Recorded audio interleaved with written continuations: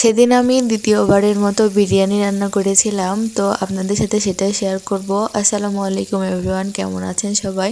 প্রথমে আমি বিরিয়ানি রান্না করার জন্য আলুটা ভেজে নিচ্ছিলাম। এই আলুটা ভেজে নেওয়ার পরে মনে হচ্ছিল সবগুলো খেয়ে নেই। তারপরে আমি এখানে অনেকগুলো পেঁয়াজ আর মাংসগুলো রেডি করে নিয়েছি। এবার মাংসটা ম্যারিনেট করব, আর এদিকে আমি আলু আগেই ভাজতে দিয়েছি।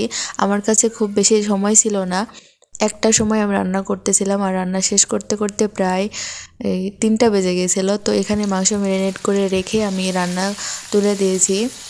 ম্যারিনেট করে রাখার 1 ঘন্টা প্রায় রাখতে হয়, কিন্তু আমার কাছে সময় ছিল না, এজন্য আমি ম্যারিনেট করে একপাশে রেখে দিয়ে আমি অন্য পাশে রান্নাটা করে নিচ্ছিলাম।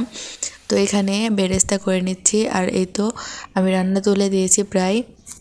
পেঁয়াজ বেরেস্তা করার পরে এখানে মশলা দিয়ে আমি মাংসটা বসিয়ে দিয়েছি, আর অন্য চুলায় আমি বিরিয়ানির জন্য চাল আগে ধুয়ে তুলে রাখছিলাম, পরে এই কড়াইয়ে তুলে দিছি। ভেজে নিচ্ছি ফার্স্টে আমি চালটা।